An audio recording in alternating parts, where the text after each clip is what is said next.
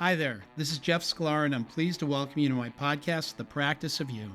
I'm a lawyer in Los Angeles, and I'm fascinated by lawyers who have brought joy and balance to their lives in a career that doesn't always make that easy. In each episode, I'll have a one-on-one conversation with a lawyer who excels professionally, but more importantly is committed to promoting their well-being. Whether athletic, creative, or mindful, there are dozens of ways that lawyers have achieved balance, and we're going to explore that together. You can find this show on all of our major platforms, including YouTube, LinkedIn, Facebook, Apple Podcasts, Spotify, and on our website, sklarkirsh.com. And with that, let's start practicing. Hi, this is Jeff Sklar. Welcome to The Practice of You. And today I'm here with Neville Johnson of the Johnson Johnson law firm. Neville, thanks for coming in. Appreciate it. Thank you. It's great to have you. Neville, maybe you could tell us a little bit about your law practice and your firm. We're an 8-person law firm in Beverly Hills, California, predominantly doing litigation in the entertainment business and also media, such as defamation and invasion of privacy and the wrongful use of images.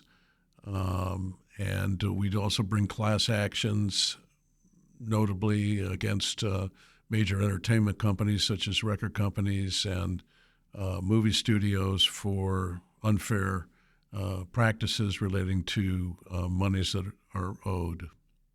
Got it. And how long have you had the firm?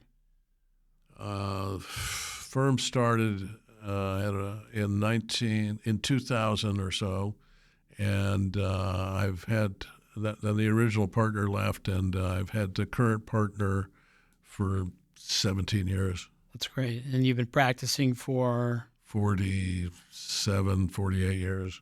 That's fantastic. But we're here today to focus on something else that you do that's near and dear to your heart, which is your music and your, I guess, career in music. Maybe we can talk a little bit about that, but you've got a stage name, which is Trevor McShane. Right. And you have, as of last night when I was driving home in LA traffic, you have dozens and dozens, it seems, of songs on Spotify that made my ride home very nice, actually, and I appreciate that. So maybe tell us a little bit how you started in music. Well, I've been nuts about it since I was a child and heard Elvis Presley, and I was just a huge fan of popular music. I was the music critic at UC Berkeley, where I went to undergraduate. I started picking up a guitar when I was about 20 while my friends were having fun playing. Girls liked it. So I learned the basic chords and never had any intention whatsoever of playing on a professional basis. Never thought I could. Didn't think I had any real talent. Wrote a few songs with a friend of mine, when I was in law school. Didn't come particularly easy, but I did write a few. I was in the office of somebody I knew with the improbable name Tequila Mockingbird, who booked a coffee house on Sunset Boulevard and said, "Do you want to play?" Because I picked up the guitar in her office. I said, "Okay." And I went in with another musician, a top conga player, one of the best of all time, and played 4 or 5 songs. And she said, that was just fine, but you have to do original material. I said, okay. And I started to write, and I found it came really easy for me to compose both melodies and verse. And then another client I had a recording studio. In fact, for a while at that time, I was sharing an office with him. He was a music publisher, which was a lot of fun. And how long ago was this? That was 1990, I'm going to say. And about 93, another client took me into the studio with 2 people who were in the Parliament Funkadelic, Gary Scheider and Bernie Worrell, and the Parliament Funkadelic are the equivalent of the Beatles in that kind of music. And I did my first session, and I said, I like this. And then I decided I was going to put together a band, and I had another client who was a classical violinist and played on big records and said, "Hey, do you want to jam with me?" She says, I don't jam." So but she recommended a flute player and another violinist. And I played at another coffee house, and this lady came up to me and said, "I could help you with your singing." "Oh, really? Who are you?" "Well, I'm a violinist. I'm also a lawyer." "Really? Where'd you go to law school?" "Harvard." So she joined my band. I had a violin, a viola, and I had a guitar player. There's a terrific music shop in Santa Monica called McCabe's. I had been taking some lessons, and after class, I played a couple songs for my guitar teacher, Fred Sokolow, and he said, "You're pretty good. You want to write with me?" I said, "Yeah." So we wrote some songs. Anyway, I put together a band, and then I started to record, and I took a number of years till I finally had an album and started to perform with the band and put the album out in 2000. That's how I got into it. Now here we are all those years later, and I have a full-on band and a manager and a publicist. So you've got a music career. I'm trying to have one,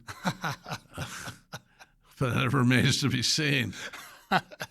Well, what's interesting is you've got a burgeoning music career at the same time that you have an explosive law practice that's gone on for 40 years, and you take high-profile cases, and they're written up in the paper often, and so it's really interesting that you somehow have found the time to do this. How?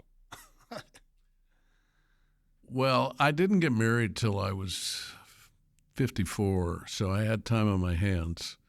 And I am not the kind of person who follows sports closely or has a hobby of like working on cars, things like that. I found, or plays games, like video games or crossword puzzles. My idea of having fun is rhyming and coming up with a turn of phrase.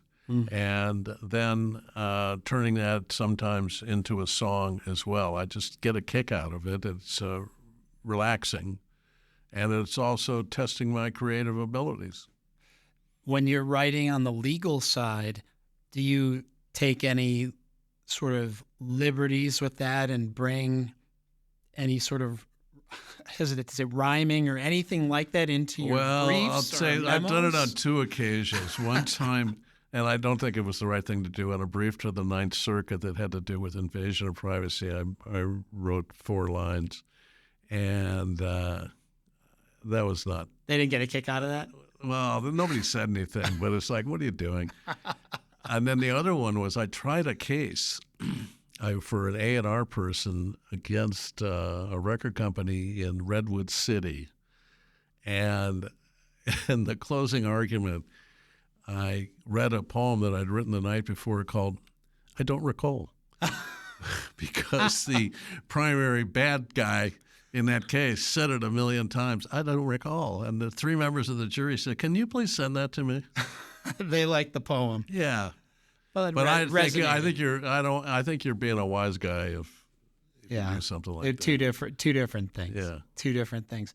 So you start playing when you're 20, and then in 2000, fast forward, you assemble your band, and now here we are in 2024, and you commit a meaningful amount of time to this, and I assume resource, and you go to Nashville and record and playing with real artists. What does it do for you? And by that, I don't mean monetarily. I mean for your insides, for how you feel. What does having this in your life do for you? Let me take it from this approach. I have had people over the years. One person comes to mind, a very good-looking, smart, educated, went to Berkeley, business degree. Should I go to law school or should I be an actress? I said the people that go into acting or music do it because they have no other choice. That's just, they're compelled to do it. Well, I don't have quite that same compulsion because, I always wanted to be a lawyer as well, and I've loved being a lawyer. But I find that it is cathartic and soothing and interesting to create on this level. And that's why I do it. It's a good way of spending my time both judiciously and in a way that is useful to my psyche, makes me feel good. That's great. And what's your favorite part? Is it writing? Is it playing shows? Is there one part that you love more No, than I the love rest? it all. I love it all. I mean, everything starts with the song, just like there's no movie that's any good if it doesn't have a good script. So I love writing a good song, but then putting it down is fantastic because then all these elements come in together of other musicians and a producer and the engineer, and it's a wonderful team effort. I really enjoy that a lot, particularly when the rest of the team is getting a kick out of it too. Yeah, the chemistry. Yeah, one thing also is that it's, in the beginning, I wrote all the songs individually. And as time went by, I just found it, I have collaborators oftentimes, and I love having collaborators. And I'm not greedy. It doesn't have to be all mine. And they come up with great ideas. Yeah. Well, and then it's an even better end product. Absolutely. Right? It's actually some similarities to what we do is work in a team as lawyers oftentimes and come out with the best work product we can. Everything is a team in life. Yeah, definitely. Have you played with any musicians that for you it was like, wow, I can't believe I'm playing with this person?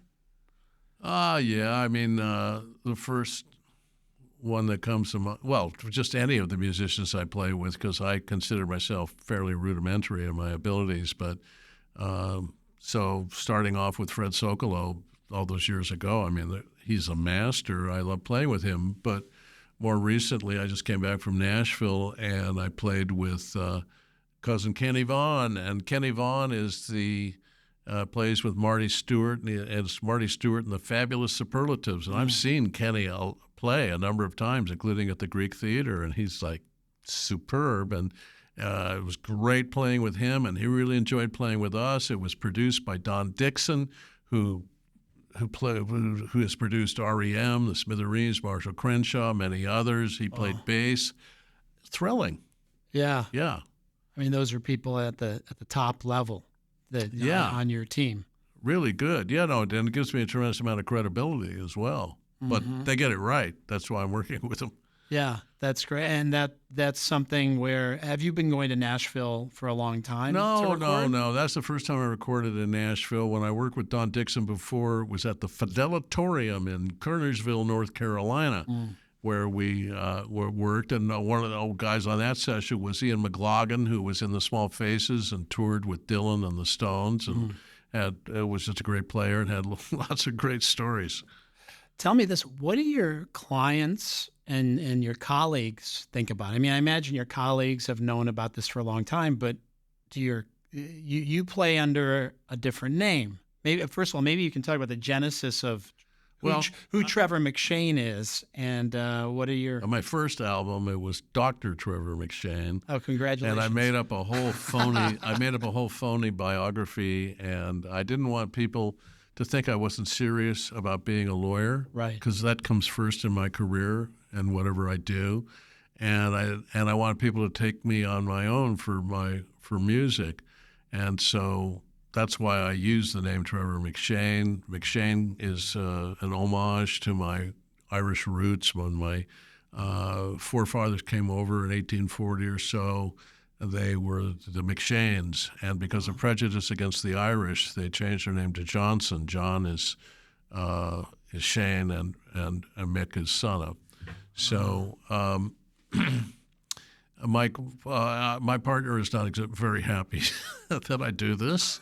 The other Johnson, and I should mention we are not related. I don't do a music business during my work hours. at all. Yeah. It's a separate thing. Yeah, I mean, my obligation is to be the best I can be for my clients, and it's only fair to my colleagues and my clients that I devote myself 100% to the practice of law when I'm at the office. Yeah. Do you ever find that you're trying to focus on your music, but you're thinking about your work, maybe an argument or the work that you need to do at the office, or are you able to maintain clean lines? More so today than in yesteryear. I've worked very, very hard my whole life as to be a lawyer. And do I take it home?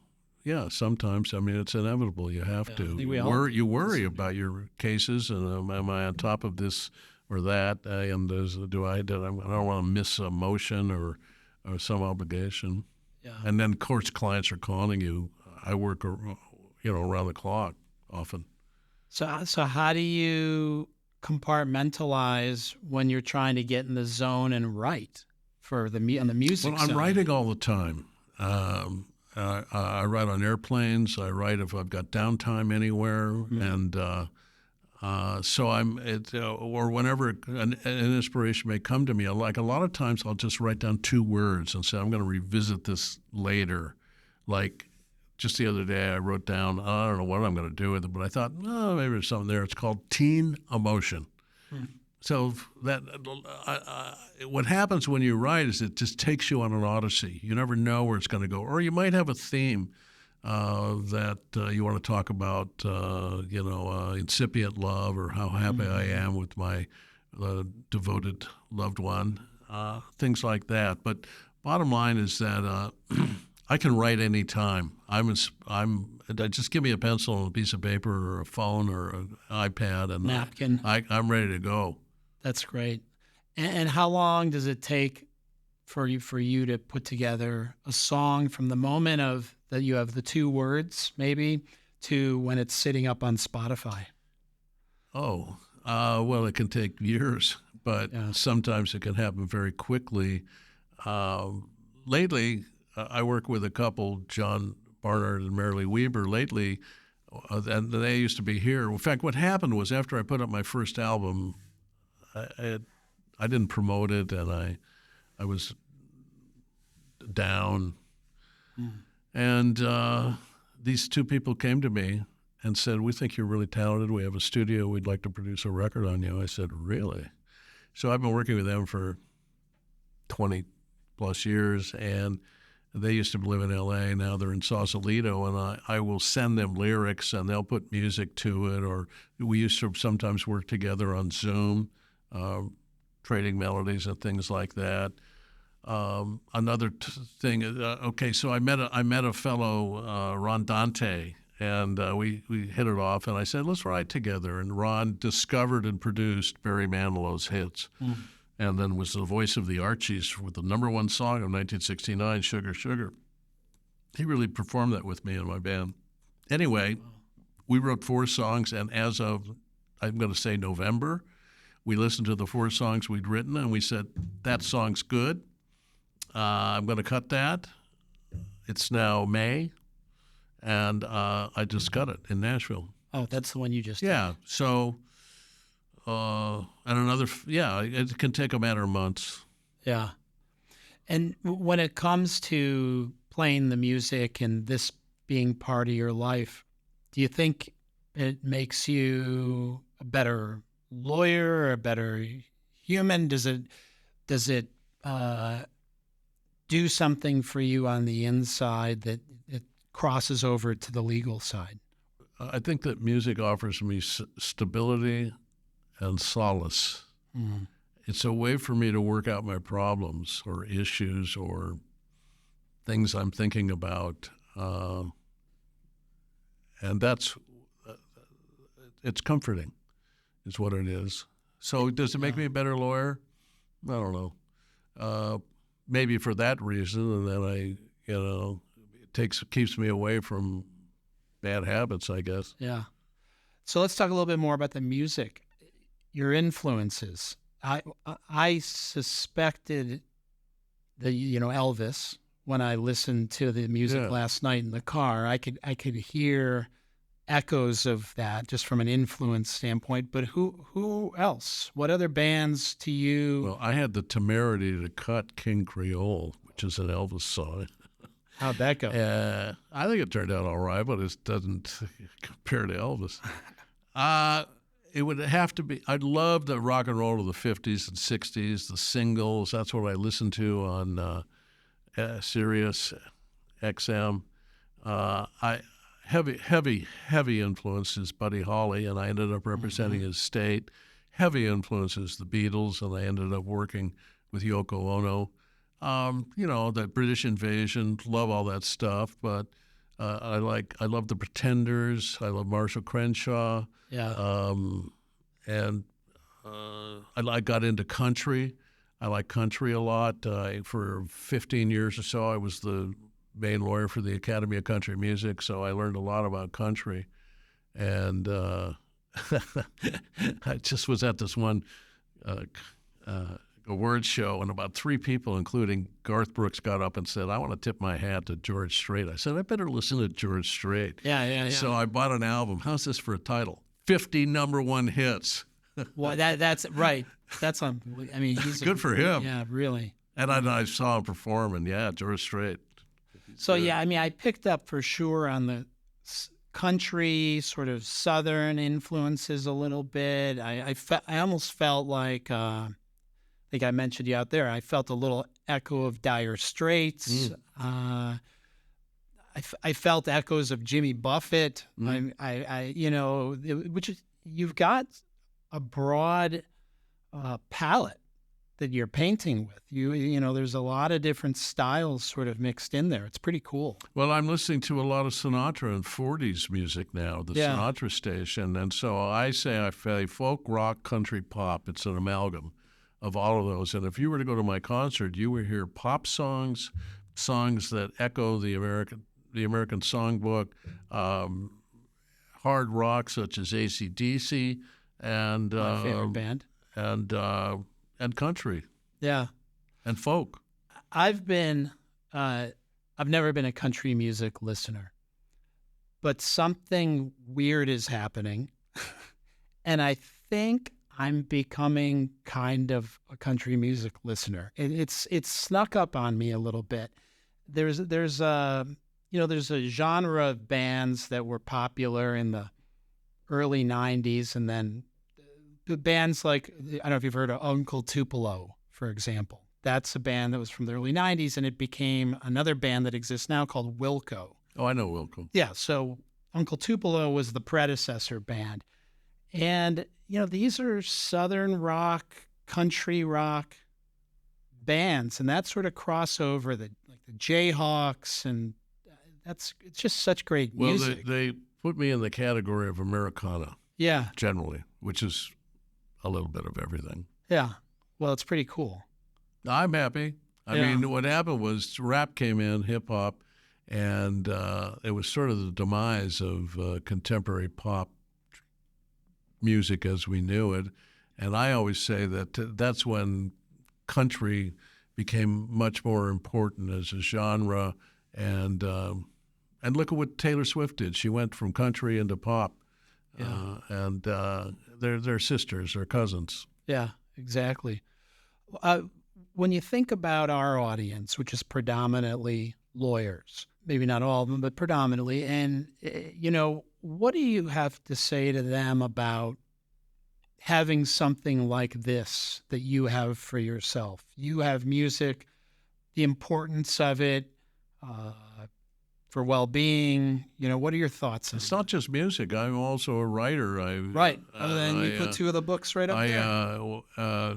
24 years ago, put out the authorized biography of John Wooden of UCLA called The John Wooden Pyramid of Success. He's the greatest coach in the history of athletics. I have written a novel that is coming out again, been totally rewritten. I have a book of poetry, 160 love poems to my wife, and currently in galleys is a book called Spy Poems, which are 60 poems about espionage I've written. And so, I'm going for it. I started a book company before I got married. My wife now runs it. We have 35 titles. Several of the books have been optioned for television. And and what I say is that who says you have to do only one thing in your life? Why can't I have an avocation that arguably could lead to something that would be more than just a hobby? The key is to know what you're doing. In other words, be realistic about it. Have a realistic goal and make sure it doesn't interfere with the rest of your life, your personal life or your work life. But there's no reason, and plenty of lawyers do many different things besides just practicing law. You have to have balance in your life. I think the first 20 years of my life, at least, I worked too hard and didn't have enough of a social life and didn't pursue other interests that I could have. But as long as you get your basic job done and done well, do whatever entertains you. And if you're not interested in creating, then so what? Go to the Dodger game. That's fine. There's nothing wrong with that. I just explained with the limited amount of leisure time that I have, I would like to create. But at the same moment, I love reading books. I'm in a book club. I like to watch movies, and I'm fascinated by and keep up with everything going on in the news in the world all day, every day. I'll get up in the morning, I read the Wall Street Journal, the LA Times, the New York Times, and then I read the legal newspaper when I get to the office. I think a lot of people would listen to that and say, how the hell does he get all this done? What's the secret? Well, I'd like to think I'm efficient, but I'm not. I don't want to brag on myself. I don't think that I necessarily am. I just, like I said, it comes easy for me to basically to write, to create. Like, I'll say this. I think my novel, which is a love story, is a good yarn. I think it'd make a really good movie. I've been talking about it for 20 plus years. I had to write a script. Well, you know what I did? I sat down, and in about 3 to 4 weekends, I cranked out a really good script, I think, and now I have two top producers who said, we want to make this. And I just sat down and said, I'm going to do it without other distractions. And I bought this thing called it's a free plug, Final Draft. If you are a screenwriter, buy it. It makes your life so easy. So all you have to do is come up with the ideas and the words. So, like I said, it's fun. I mean, it is fun to come up with stuff. Bottom line, create in any different way. You know, I think that's such an important word, fun. I don't know that people have enough fun, just as a general comment. And it's nice because you look at how you've structured your life, and you're doing a lot of things that are fun. And by the way, you may feel your law practice is fun too. I do. In aspects I of do. it. Right. You know, I could see from our conversations, you clearly light up when you're talking about your cases and you're the practice. But I can feel like the zest for it all. No, look, it's absolutely necessary part of life is recreation. Yeah. I said to a priest one time, I can't work 7 days a week. He said, well, it violates the 10 Commandments. I go, what are you talking about? Thou shalt respect the Sabbath. I said, that's my favorite commandment from now on. Right, exactly. Oh, boy. What about, we talked about playing a song. What song were you thinking we should play? So one of the first songs I wrote called It's a Very Big Word. Okay. All right, let's do it. It's a very big word. Affection, love. People get awful close to it. Does it ever come? It's a really easy Sunday, what I'm thinking of. Monday is imminent and then my alter ego comes. But we are sitting here running effortlessly. Watch the setting sun, easy going rocking chair. We love everyone, a little bit of nonsense, a whole lot of fun, taking lots of breaks, just to chat and kiss and hug, and it's a very big word when you're talking about love. This is the story of a genuine love, oh, we two are together, oh, take it as it comes, nothing could stop us or turn us away, 'cause together we got everything, and that's the way it lays. And don't you like the twilight and the cool breeze, and don't you like to be happy and healthy? That's the story of the glory of love. What love becomes when the love you feel is genuine. It's a very big love, bigger than the two of us, oh, bigger than the world. We can both testify to a mighty strong. It's a very big word when you're talking, ooh, when you're talking about love.